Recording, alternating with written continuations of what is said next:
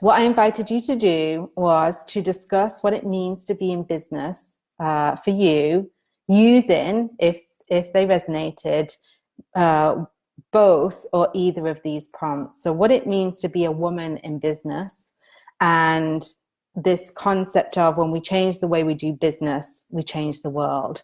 Now, these two are so meaningful to me. They lie at the heart of everything I do with my coaching and with the Female Business Academy. So that's why I gave the kind of option for you to do something else if they didn't resonate with you. But my feeling is, as members of my audience and members of my academy, they probably do hold some meaning for you as well.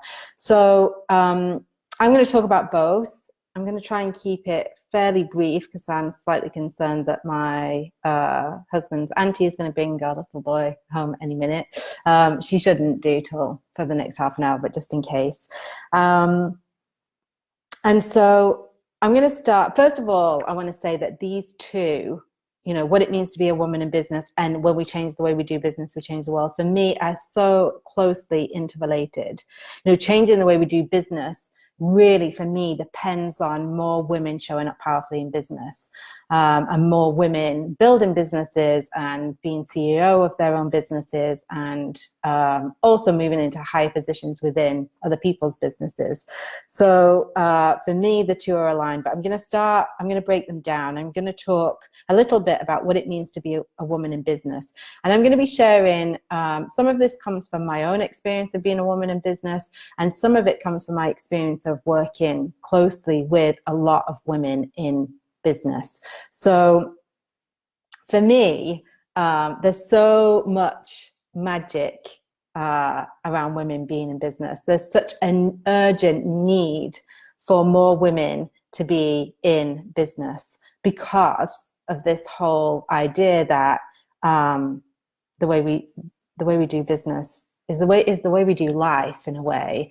If we think about everything that's wrong with the world, it comes down to, I think, business, big corporations putting profit before people.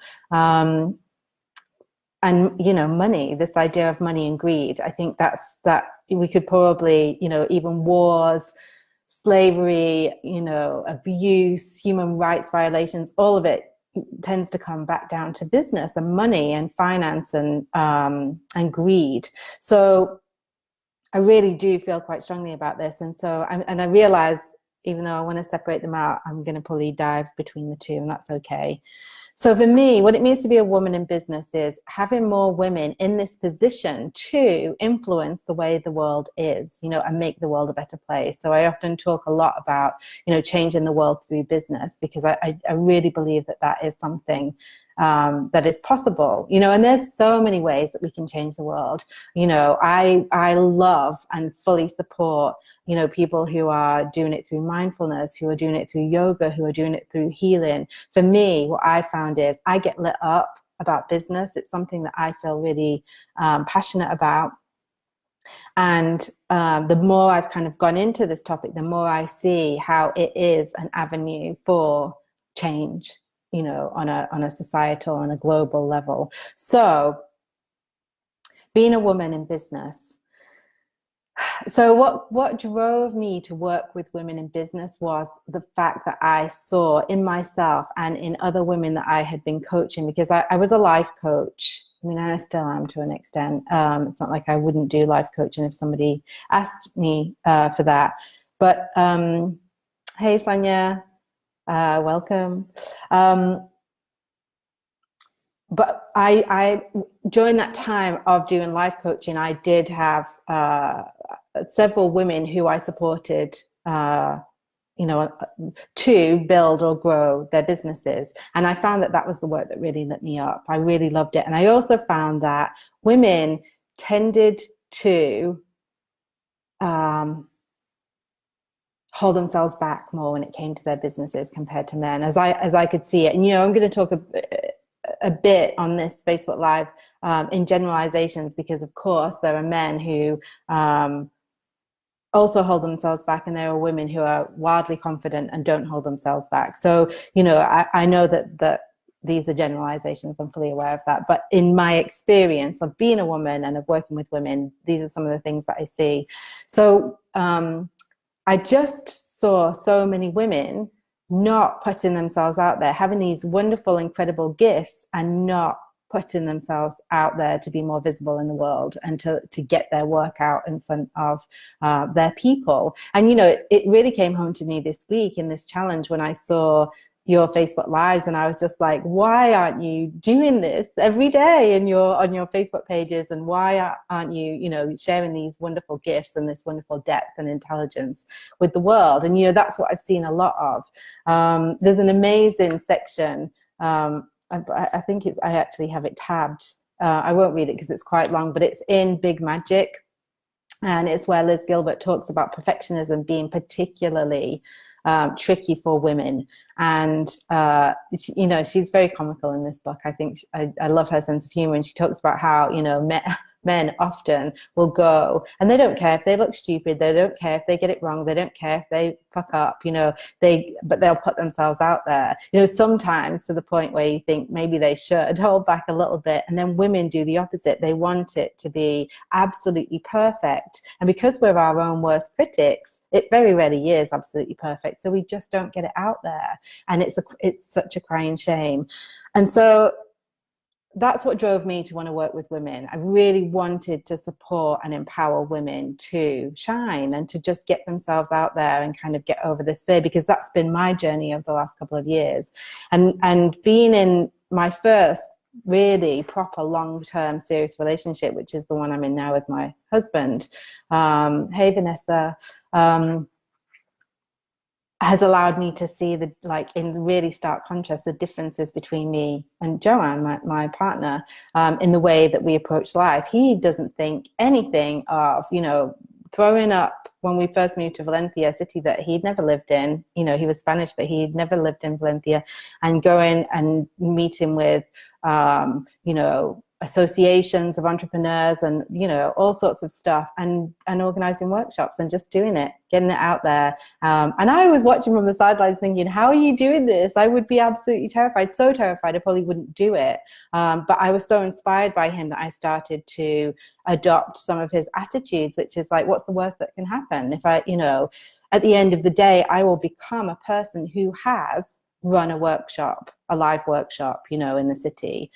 Even if only 2 people turn up, I'll still have had that experience and learned and evolved and grown into someone who can then make it better the next time.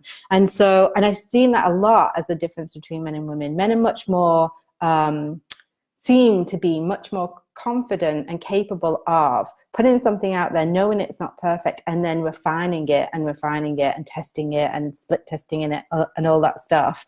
Whereas women think that there's just this one shot, you know, I'm going to put it out there, and if it's not perfect, I'll be shut down in flames. And you know, Sonia referred to this. You talked about this recently. I think it was you anyway in your video about wrapping our self-worth into our business. You know, I see that all the time, and that's why I spotted it straight away when I saw the comment about marketing myself. You know, we don't need to market ourselves, and I think again, men are much more able to separate in that way than women, because I think we're conditioned by society to believe that what we do has to be perfect.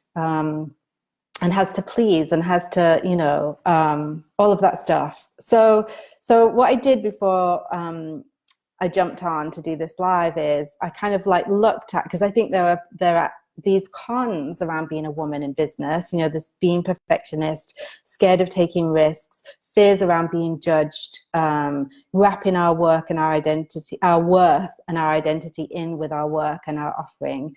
Those I see as like the cons of being a woman in business. And then there are all the pros, which I just think are so much more powerful than any con could ever be, that it's so important that we put ourselves out there because of it. This is the piece that I think can change the world. So I've written on my pros list, you know, we're nurturers, you know, as women. And again, you know, there are men who nurture and women who don't. It's, you know, in a way, what I'm talking about is the feminine and the masculine rather than men and women. But as women, we tend to embody the feminine more. You know, it's a nurturing energy. We're empathic, you know. That's never been more evident to me since I've been in my relationship. You know, I've almost had to train my husband how to show empathy when I'm struggling with something. He just doesn't get it. He doesn't get it. And again, you know, not all men are like that, but women, it's such an innate trait that we feel empathy for people. And I'm sure we've all felt it this week watching each other's videos. You know, when I've seen someone feel emotional or get nervous, or, you know, I'm in there with you feeling it, you know, as if it were me, as if I were in that position. This is incredible for business, or it can be if we learn to embrace it. I've also wrote down sensitive. You know, often we're told, I know I have been as a woman, so many times in my life, that I'm too sensitive, where sensitivity is, you know, such a gift when it comes to the kind of work that we're doing. I mean, and any work involves people. Any business involves customers, which are people. You don't have to be a heart-centered service business like many of us are in. Any business is dealing with people. Pharmaceuticals are dealing with people's lives, you know. Tobacco companies are dealing with people's lives, you know. All of this, yeah, empathy. It just, for me, it's so important, and sensitivity. And then I've got caring and service, you know, as women. And again, this can flip over to become a negative for us. You know, we love to serve. We love to serve people and support people. And someone, again, I can't remember who it was, somebody said in one of their videos, they were talking, I think, about easing suffering, or maybe that was on a coaching session. It all blurs in. I've had so many conversations and watched so many videos lately, but this deep desire to ease people's suffering, you know, that's quite a feminine trait. And it can flip into a negative for us if we put other people's feelings consistently before our own. So these pros and cons of being a woman in business, I think, you know, require some work for us to find this balance where we're in this space where we can nurture and care for and empathize with our people. And in doing so, you know, create financial security for ourselves and our families. But we have to battle these demons, you know, this desire to be perfect, and, you know, this fear of being judged and taking risks and messing up in front of other people. So, you know, so much of the challenge for me this you know, this week is about, you know, really supporting women to get over these fears. You know, there's nothing like a Facebook Live challenge to get over your fear of being perfect, you know, so, or not being perfect, I should say. And so then, you know, how that then has the potential to change the way we do business, and therefore change the world, is huge. And I've kind of hinted at it a bit, but the big piece for me is, you know, the way that business works at the moment is, in the majority, I would say 99.9% of business is putting profits before people. And my belief is that the more women are involved in business, the more that turns on its head, and we start to put people before profits. So that's something I talk a lot about in my coaching, and it's something that I really love. And the person who articulated it first for me was Heidi Taylor in the Selling with Soul class that we have inside the academy. If you haven't taken a look at that class, it's wonderful. There were so many big aha moments for me, you know, watching that class or recording that class with her. I was with her when she was creating the videos. And so she talks about putting the person before the sale, which I love, you know, and I talk a lot about that with people who are, you know, coaches, healers, teachers, people who are, you know, often selling to people, you know, through an enrollment conversation. You know, as a coach, you know, if I'm going to sell a coaching package to someone, they don't just click a button on a website. I have a conversation with them. And so, you know, putting people before the sale, putting the person in front of me before the sale, means that I'm not thinking, you know, please buy, just so I can get that, you know, I just want this sale so that I can, you know, pay my rent or whatever it might be. I really think about, is what I'm offering right for you? Is it something that's going to really serve and support you? And imagine if the world of business in its entirety worked in that way. Just imagine. I mean, we wouldn't have tobacco companies. Pharmaceutical companies would be completely different. There'd just be, I mean, it would just be fast food restaurants would probably cease to exist, or, would exist in a completely different way. So, for me, it's such an exciting idea of putting people before profits. And I see women as a huge catalyst and facilitator of that change, which is why I do the work that I do, and why it's so meaningful to me. So I don't know how long I've been talking. Oh, wow, 16 minutes. I've rambled on. It goes so fast for me when I'm on these lives. So yeah, that's what it means to be a woman in business. Why it's important to be a woman in business is because I think that's how we change the world. I hope it makes sense. I'm just going to look. I realize there's some comments here.